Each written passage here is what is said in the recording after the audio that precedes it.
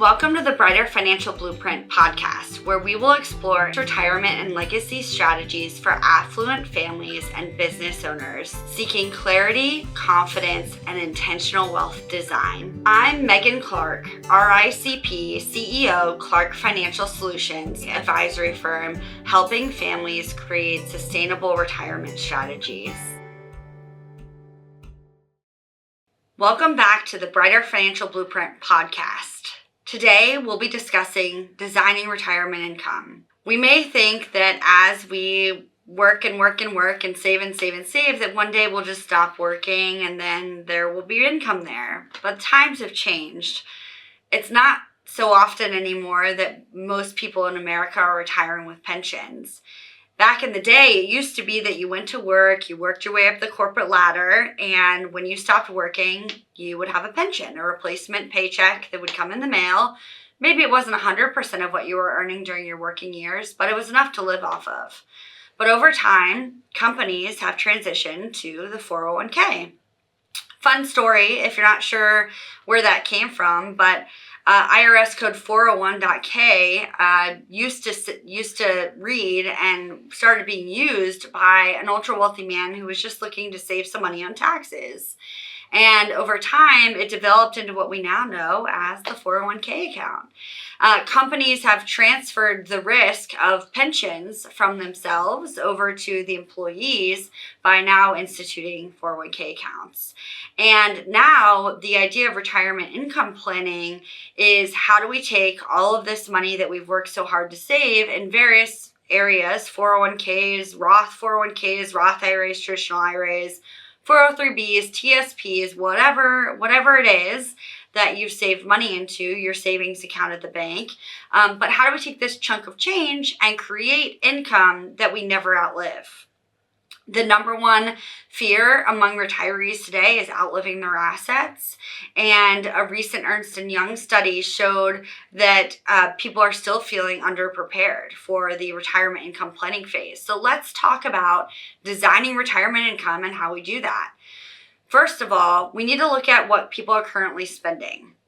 I know there are a lot of people, talking heads, commercials, etc., that say, hey, what's your number? This is the number that you need to retire. But everybody's situation is different. Everyone's lifestyle is different. Some people like to cook all of their meals at home, and some people like to go eat out. Some people like to vacation, and some people just like to go camping in their backyard. Everyone's lifestyle is different, and everyone's lifestyle requires a different dollar amount.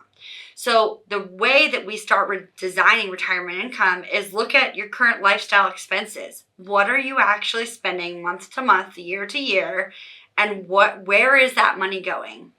We call this a budget worksheet, but it's not about a budget.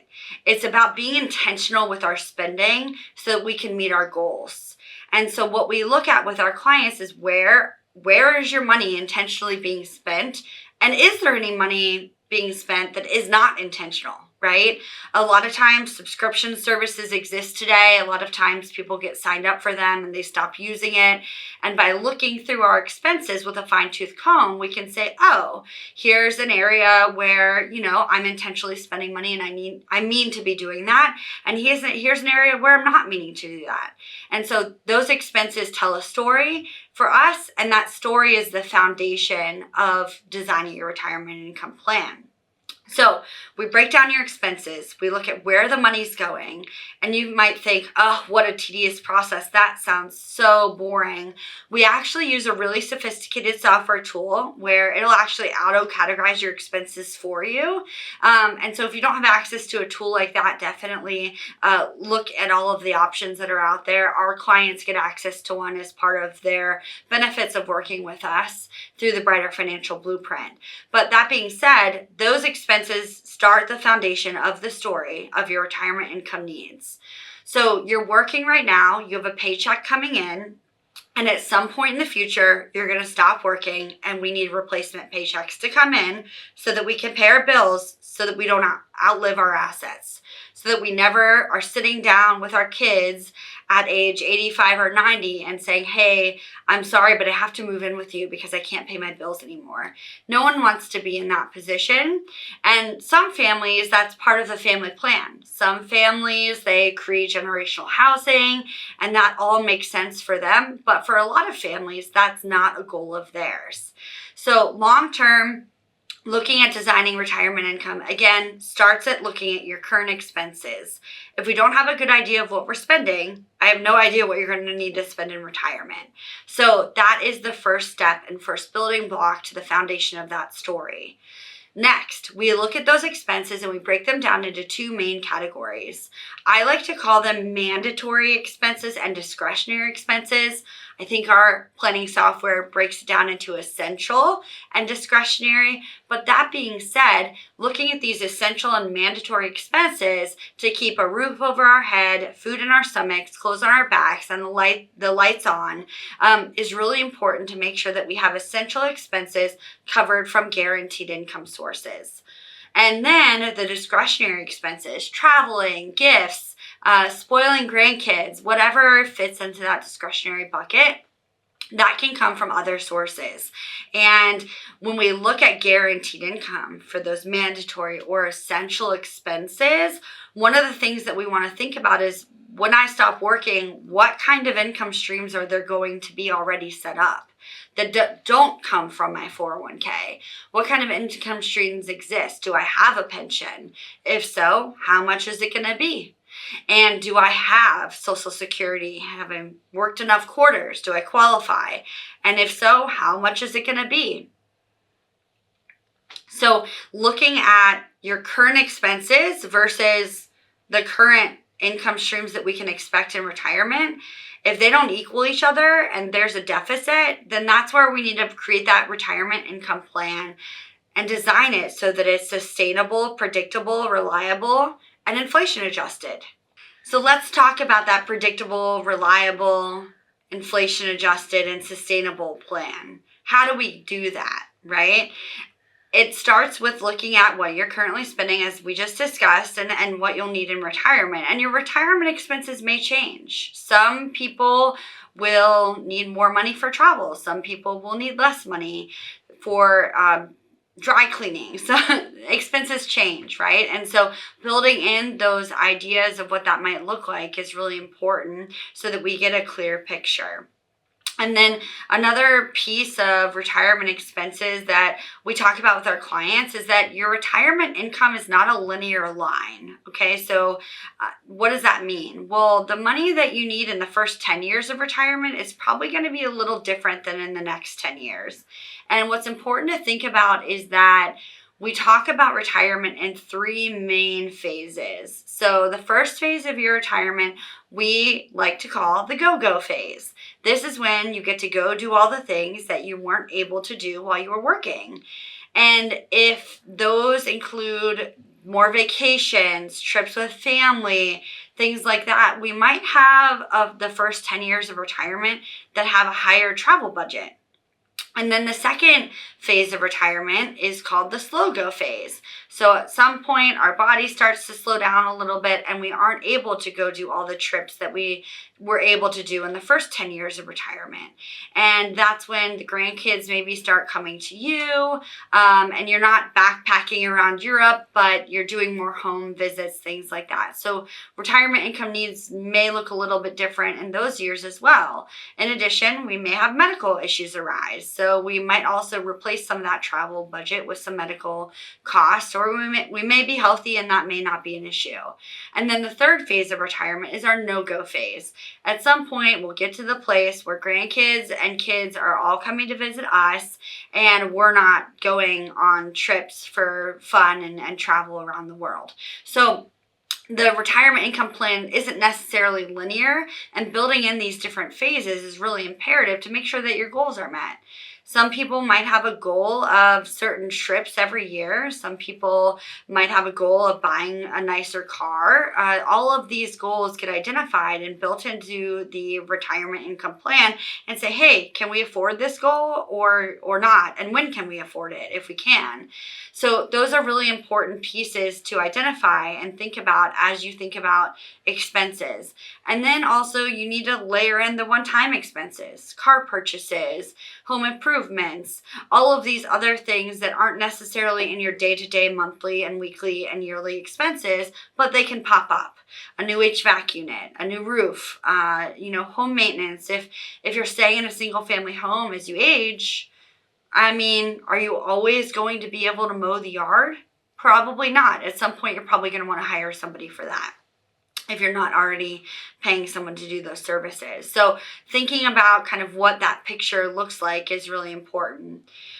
Most people that we meet with have never really thought about retirement in this light. Most people that we meet with are working their tails off, earning as much money as they can, saving as much money as they can, devoting all of their good quality time to their families and making sure that they're attending their kids' sports and doing stuff with their school and supporting them to grow in their lives. And a lot of times people work and work and work, and they get to retirement and they're thinking, now what? Now what do I do? So one of the exercises I always like to do with our clients is I ask them to close their eyes and to dream of a perfect day. I want you to think of a day where you put your head on the pillow at night and you thought, man, that was a perfect day.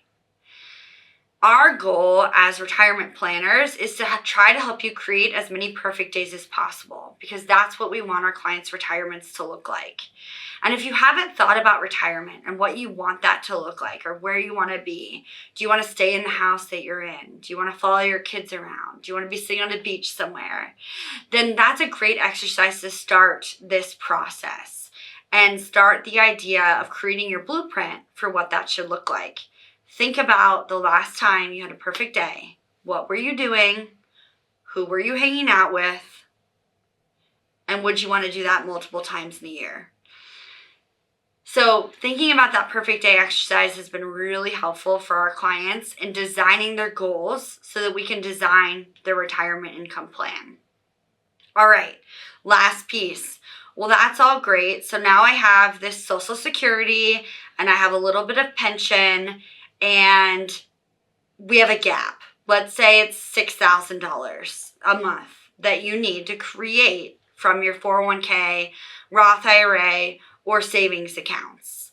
How do we structure that? So not only is it sustainable, but it's inflation adjusted, it's predictable, and the fact that we're not going to outlive it, right? Sustainable. So predictable, reliable, sustainable, inflation adjusted is something that we always repeat in our office. And how do we use dollars, a dollar sitting there, to create a lifetime income stream? Well, there's two different expense buckets that we talked about. There's the mandatory or essential expenses, and then there's the discretionary. And so in our office, we prefer all of the essential expenses to be covered from sources of income that are never going to disappear. What do I mean by that? Well, the market goes down by 51% and 53% in 2000 and in 2008. And, people lose 50% of their portfolios. Do you think their income went down? Absolutely, right? People that maybe rely on dividend paying stocks only for income. Company has a bad year, they cut dividends. What happens? Your income goes down. That's not predictable or reliable. And it's definitely not sustainable. And then with the volatility idea, right? If we have to take withdrawals from a portfolio that's gone from $1 million in value down to $500,000, but we need to take a withdrawal to keep our lights on, well, now we've locked in that loss forever. So market volatility can be really helpful when we're growing our assets. This idea of dollar cost averaging, it grows our money faster. But when we're in retirement and we're spending our money, volatility can actually create a situation where we spend our account down faster. And so that's an important idea for you to grasp when we're talking about designing retirement income. We don't want to have all of our money in stock market, 100% stock market correlated assets that, may be there when we need them, because again, the number one fear among retirees today is outliving our assets. And I plan to do this for the rest of my career, and hopefully my kids and their grandkids as well will be servicing our clients just as I'm servicing my father's clients. And I want to make sure that I'm never putting any of those people in a position where they're saying, I'm sorry, mom and dad ran out of money, right? So how do we fix that? Well, there's different tools in the toolbox that we can use to create more sustainable dividends, more sustainable income than just looking at a common stock or a mutual fund. So some of those things are private assets, things that are 100% not traded in the market. Some of those things are a combination of publicly and privately held assets. Those are called interval funds. Other tools that we can use are called annuities. When you go to Google and you type in the search engine, annuity, it looks like the world imploded. And the reason is because you have the fixed annuity space, which is all offered by the insurance companies, and you have the variable annuity space, which is all offered by the investment houses, and you have them putting out positive press about the variables and positive press about the fixed and negative about each other. And so when you Google the big bad A word, it looks like a explosion on your computer. And so what's important to understand is, do you need an annuity, and which one is right for you? So again, as an independent wealth management firm and acting as fiduciaries, which is what our license upholds us to, we're able to look at all the tools in the toolbox for our clients and say, hey, you're missing, $2,000 worth of essential expenses that you need covered. Here's this annuity that's the best fit to cover that for your age, your gender, where you're at in your life, and the goals that you're looking to achieve. And we can look at variables or fixed indexed or fixed and see if that fits. For some of our clients, however, they have substantial fixed or guaranteed income. They don't need annuities. So that wouldn't be a part of the portfolio.